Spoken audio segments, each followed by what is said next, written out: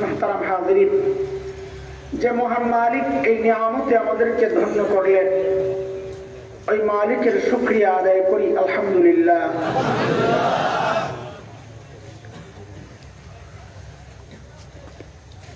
আজকের এই মাহফিলের আয়োজনের যে উদ্দেশ্য এখানে হ্যান্ডবিলের মধ্যে দেওয়া আছে, শাইখুল ইসলাম আল্লামা শাহ আহমদ শফি নব্বরুল্লাহু মারকাদাহ তার স্মরণে। তো এই স্মরণে শব্দটা কাইটা দিলেই ভালো হবে, কারণ এই স্মরণ সভা, স্মরণ মাহফিল এগুলার কোনো শক্তিশালী দলিল নাই, করার মতো পুঁজি নাই আমাদের। এগুলা অন্যদের তরিকা, অন্যদের সংস্কৃতি, এগুলো আমাদের কাজ না। হ্যাঁ, একটা হাদিস আসছে, উযকুরু মাহাসিনা মাউতাকুম, আবু দাউদ ইবনে হিব্বান এর রিওয়ায়াত, যে তোমরা তোমার মৃতদের সুন্দর জীবন কর্ম এগুলো নিয়ে আলোচনা করো, এটা হাদিসে আসছে। ইবনে হিব্বান এই হাদিসকে সহি বলেছেন। ইমাম বুখারী রাহমাতুল্লাহ আলাইহির যদি একটু আপত্তি আছে, কিন্তু ইবনে হিব্বান এই হাদিসকে সহি বলেছেন। তো বোঝা গেল মৃত ব্যক্তি তার জীবন কর্ম নিয়ে আলোচনা করা যায়, কিন্তু তার স্মরণে কোনো প্রোগ্রাম, এটার কোনো সিস্টেম নাই।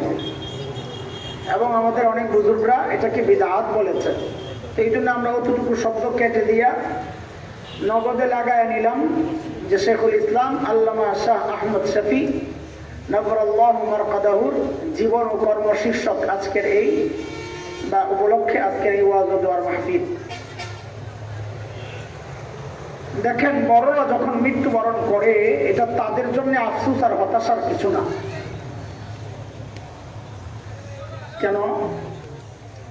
কারণ আল্লাহ ওয়ালা জান্নাতের মেহমান যারা, তাদের মৃত্যু দারুণ মৃত্যু, আমাদের জন্য অনেক কিছু শিক্ষার আছে। যারা আল্লাহ ওয়ালা, তাদের মৃত্যু কেমন হয়। তো আমি যে আয়াতে কারিমা তিলাওয়াত করেছি, এই আয়াতের মধ্যে আল্লাহ ওই মৃত্যুকালীন অবস্থাটার কিছু বুঝা যায় এই আয়াত থেকে। আল্লাহ তাআলা এই আয়াতে মুতমাইন নফসকে ডাক দিচ্ছেন, হে মুতমাইন নফস। মুতমাইন নফস কারা? কাদের নফসকে মুতমাইন নফস বলা হয়? তো মুহাক্কিকদের কথা হচ্ছে, সহজভাবে বলি আপনাদের বোঝার জন্য, যে ব্যক্তি আল্লাহর ইচ্ছাকে নিজের ইচ্ছা বানায়, আল্লাহর চাওয়াকে নিজের চাওয়া বানায়, আল্লাহর পছন্দকে নিজের পছন্দ বানায়, আল্লাহর অপছন্দকে নিজের অপছন্দ বানায়, তো বলেন বড়রা যে ওই নফসকে বলা হয় মুতমাইন নফস। তো আল্লাহ তাআলা মুতমাইন নফসকে ডাক দিয়ে বলছেন, ইয়া আইয়াতুহান নাফসুল মুতমাইন্নাহ, ও মুতমাইন নফস, ইরজিই ইলা রাব্বিকি রাদিয়াতান মারদিয়াহ, তুমি তোমার রবের কাছে ফেরত আসো। প্রশ্ন হচ্ছে, এই ডাক আল্লাহ কখন দেন বা কখন দিবেন? তো মুফাসসিরদের এই বিষয়ে অনেক বক্তব্য আসছে, কিন্তু আমাদের কারি তৈয়ব রহমতুল্লাহ আলাইহি, হাকিমুল ইসলাম কারি তৈয়ব রহমতুল্লাহ আলাইহি, যিনি দারুল দেওবন্দ মাদ্রাসার 50 বছরের মোতামিম, সেই মহান ব্যক্তি বলেছেন এই ডাক আল্লাহ কখন দেন।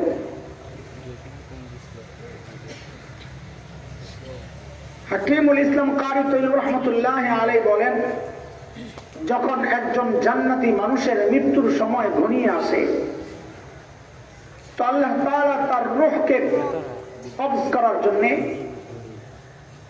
মালাকুল মউতকে যখন হুকুম করেন, তো আল্লাহর হুকুমে মালাকুল মউত আসার সময় জান্নাতের কিছু ফেরেশতাকে সঙ্গী নিয়ে ওই জান্নাতি মেহমানের রূহকে কবজ করার জন্য, মেহমানকে আগায়া নেওয়ার জন্য মালাকুল মউতের সাথে একদল জান্নাতি ফেরেশতাও আসেন। কিন্তু ফেরেশতারা হঠাৎ আসলে যদি ওই ব্যক্তি ভয় পায়, তো এই জন্য আল্লাহ তাআলা ব্যবস্থা করেছেন যেন তার খাস বান্দা জীবনের এই শেষ মুহূর্ত ভয় না পায়, বিব্রত না হয়, আতঙ্কিত না হয়। তা হাদিসের কথা, দূর থেকে সে দেখতে পাবে ফেরেশতারা আসতেছে, কিন্তু দেখবে কি যে একটা চমৎকার আলো তার দিকে আসতেছে,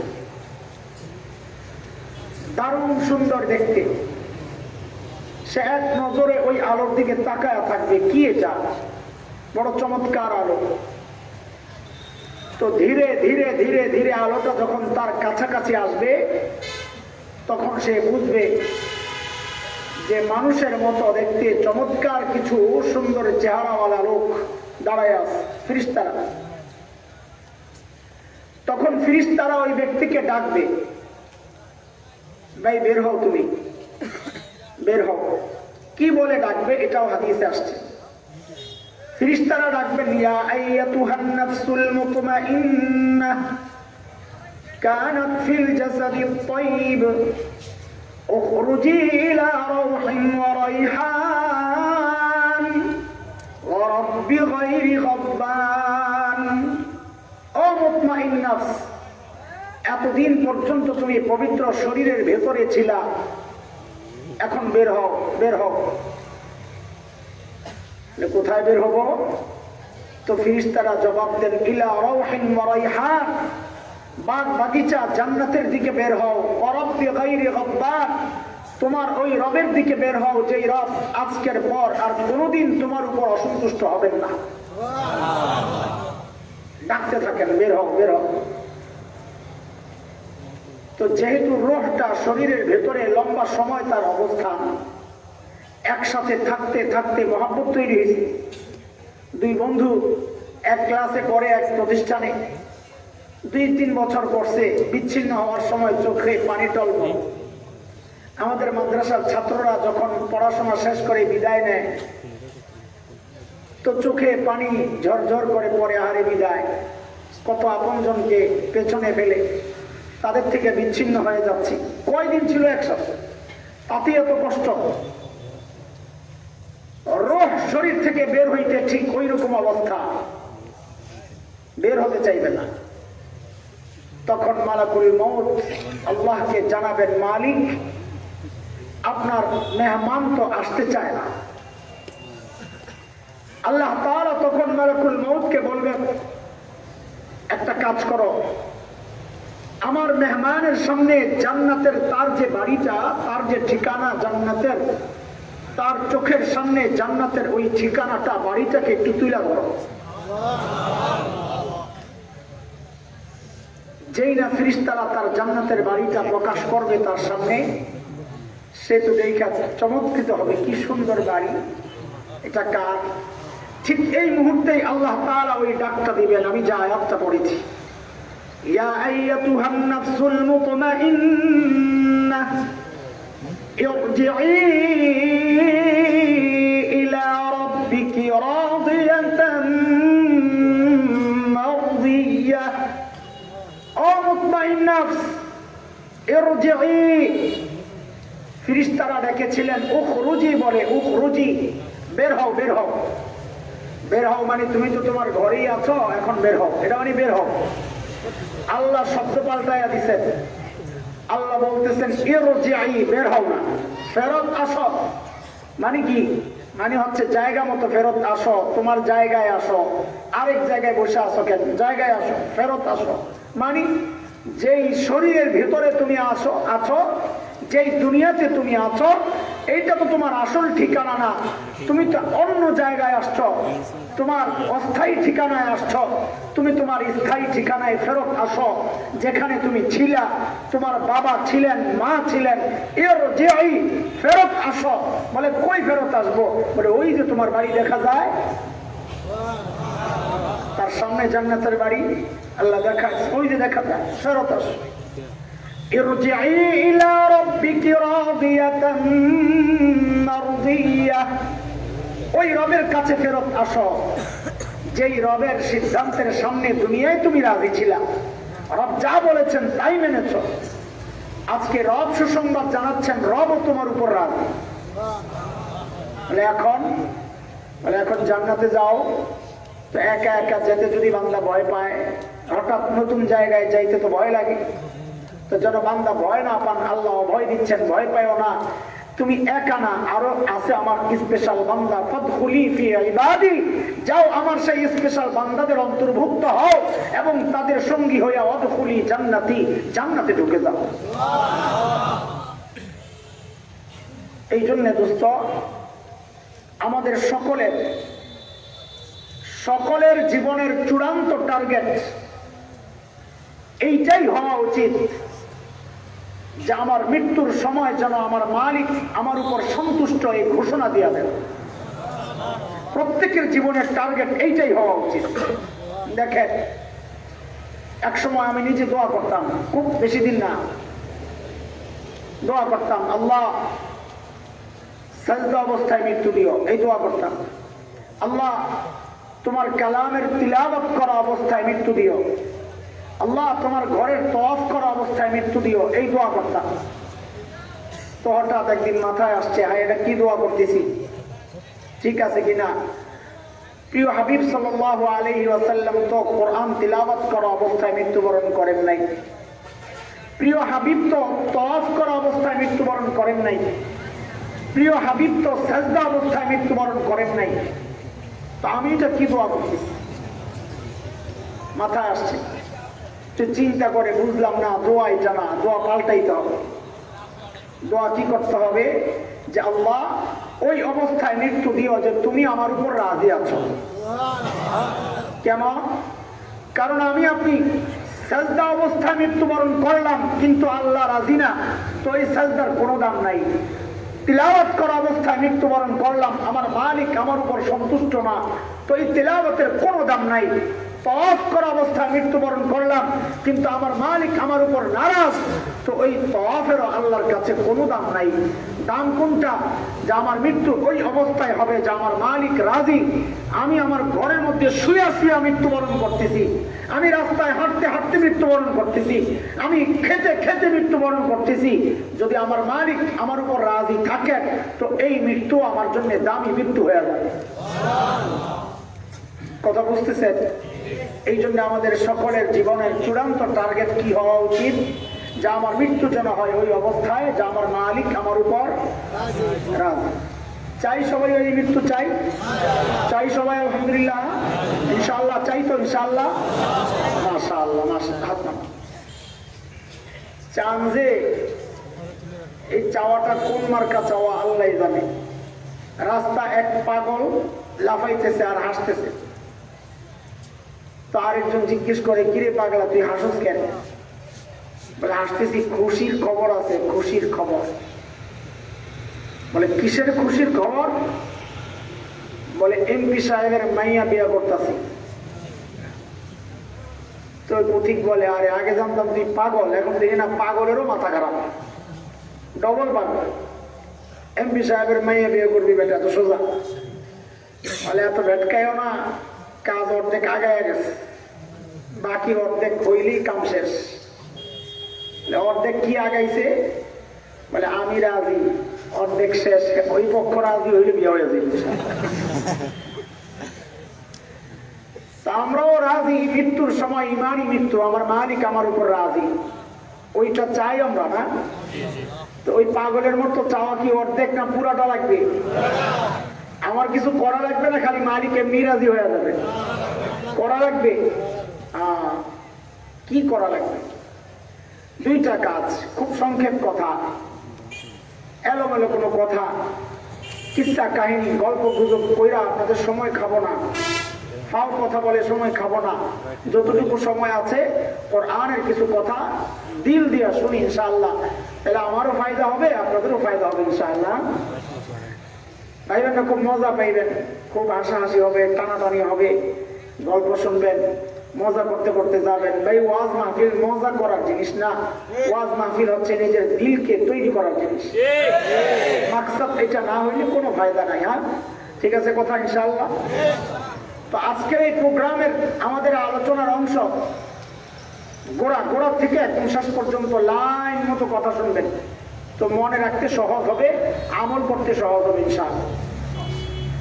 আমাদের সকলের চূড়ান্ত টার্গেট হচ্ছে যেন আমার আপনার মৃত্যু হয় ওই অবস্থায় যে আমার মালিক আমার উপর রাজি। ঠিক আছে ইনশাআল্লাহ। তো এটার জন্য করণীয় কি, এটাই আজকের বয়ান। করণীয় কি করলে আমার মৃত্যু ওই অবস্থায় হবে যে আমার মালিক আমার উপর রাজি?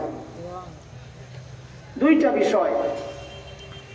এক নম্বর হচ্ছে মালিককে রাজি করতে হবে। বলেন বলেন, মালিককে রাজি করতে হবে। দুই নম্বর বিষয় হলো মালিককে রাজি রাখতে হবে। বলেন, মালিককে রাজি মুখস্থ করেন পড়া। এক নম্বর হচ্ছে মালিককে রাজি করতে হবে। দুই নম্বর মালিককে রাজি, দুই নম্বর মালিককে রাজি। আমি রাজি করলাম কিন্তু এমন এক কাজ করছি মালিক আবারও সন্তুষ্ট হয়ে গেছে, যে না, মালিককে রাজি করতেও হবে, মালিককে রাজি রাখতেও হবে। আরো অর্ধেক বাদ দিলাম যেহেতু সময় কম। মালিককে রাজি কেমনে করব, অন্যান্য বয়ানের অন্যান্য কথায় যা বুঝবেন, আরো উলামায়ে কেরাম আছেন, মিরপুরি হুজুর আছেন, ওনাদের বয়ান থেকে যা শুনবেন বুঝবেন মনে মনে, এগুলো হলো মালিককে রাজি করার পদ্ধতি। আমি এখন যা বলবো এটা ধরে নেন মালিককে রাজি রাখার পদ্ধতি। তাইলে আমাদের বয়ান আরো কমে গেল। মূল পয়েন্ট হচ্ছে আমাদের সকলের জীবনের টার্গেট যেন আমাদের মৃত্যু হয় ঈমান হালতে আল্লাহ আমার উপর সন্তুষ্ট, ওই অবস্থায় মৃত্যু হয়। এটার জন্য করণীয় কি? করণীয় দুইটা। এক হচ্ছে মালিককে রাজি করব, আরেক হচ্ছে মালিককে রাজি। তো মালিককে রাজি কেমনে করব এটাও রেখে দিলাম। তাইলে আর আমাদের বয়ানের অংশ কতটুকু রইল? ছোট্ট অংশ, কিভাবে মালিককে রাজি রাখবো। বুঝে আসছে কথা? বুঝতেছেন কথাবার্তা? হ্যাঁ, আলহামদুলিল্লাহ। ভাই, মালিককে রাজি রাখার পদ্ধতি একটাই। ছোট্ট ছোট কথা। মালিককে রাজি রাখার পদ্ধতি কয়টা? একটাই। সারা জনমের জন্য মনে রাখবেন, মালিককে রাজি রাখার একটাই পদ্ধতি, সেটা হচ্ছে গুনাহ ছেড়ে দেওয়া। বলেন বলেন বলেন বলেন, সবাই বলেন। মালিককে রাজি রাখার পদ্ধতি কি?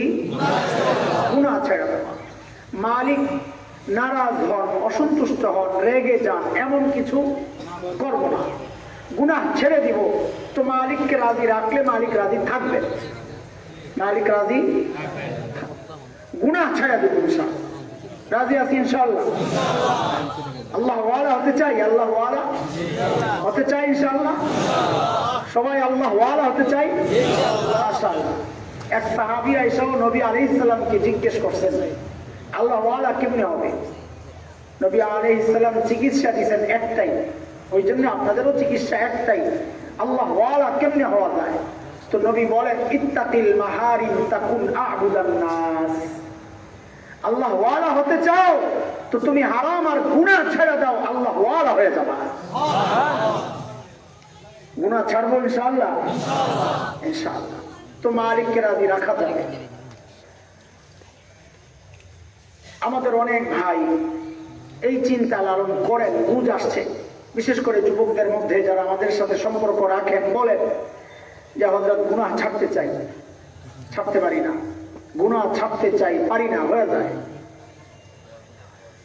এটাই হলো আজকের বয়ানের মূল কথা, গুনাহ কেমনে ছাড়বে।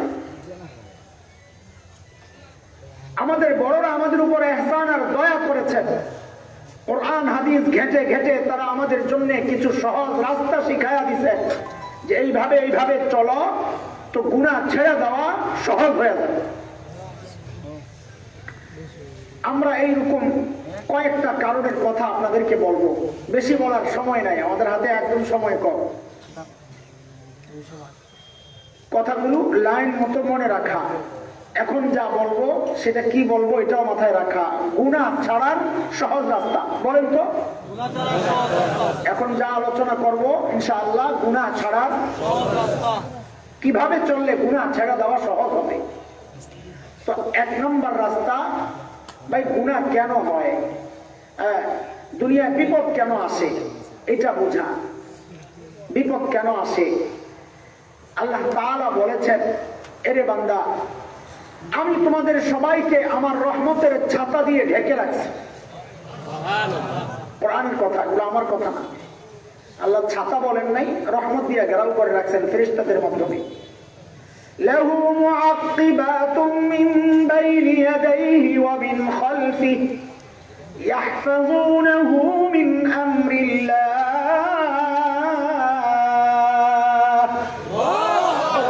আল্লাহ বলেন, আমি হেফাজত করি।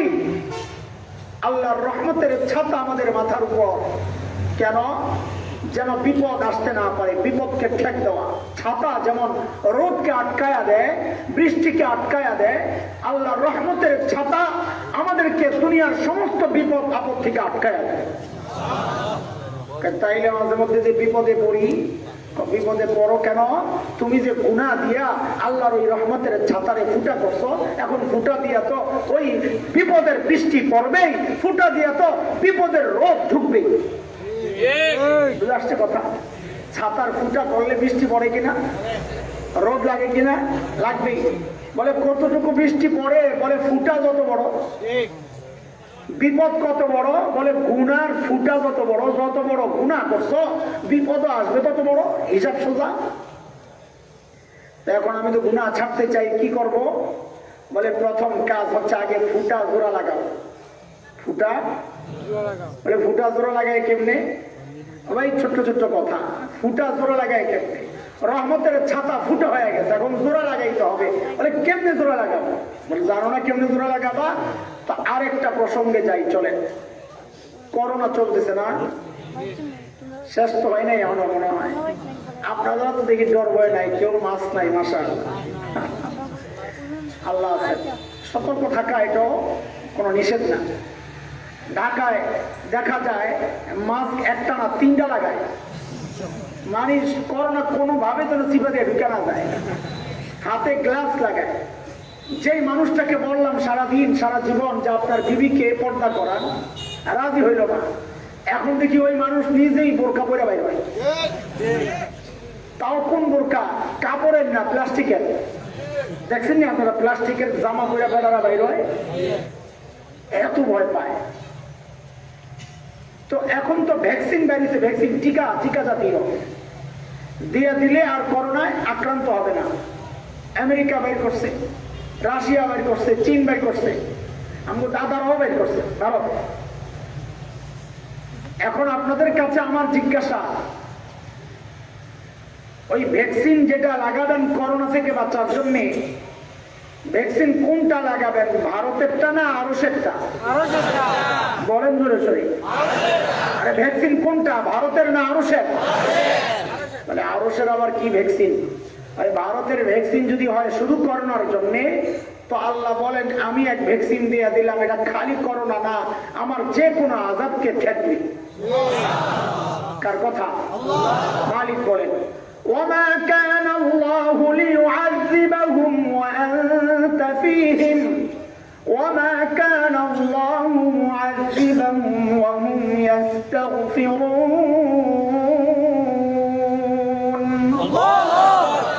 আল্লাহ বলেন বান্দা দুই ভ্যাকসিন আমি দিয়ে দিলাম। কয় ভ্যাকসিন? এক নম্বর ভ্যাকসিন নবী মুহাম্মদুর রাসূলুল্লাহ সাল্লাল্লাহু আলাইহি ওয়াসাল্লাম, নবী যতদিন থাকবেন আল্লাহ বলেন আমিও আযাব দিব না। এখন তো নবী নাই, তো আমরা তো একটা মিস করলাম না। বলে হতাশ হওয়ার কারণ নাই। আমাদের বড়রা ব্যাখ্যায় বলেছে, যে ব্যক্তি সুন্নত দ্বারা নিজের জীবনকে সাজাবে সে যেন নবী আলাইহিস সালামের সঙ্গী আছে। তার মানে সুন্নতের জিন্দেগি বানাও, তো আল্লাহ তোমাকে শুধু করোনা না, যে কোনো আযাব আর গজব থেকে আল্লাহ বাঁচায়া দিবেন। এক ভ্যাকসিন পাইলাম। দ্বিতীয় ভ্যাকসিন, ওমা কানা আল্লাহু মুআযিবাহুম ওয়া হুম ইস্তাগফিরুন।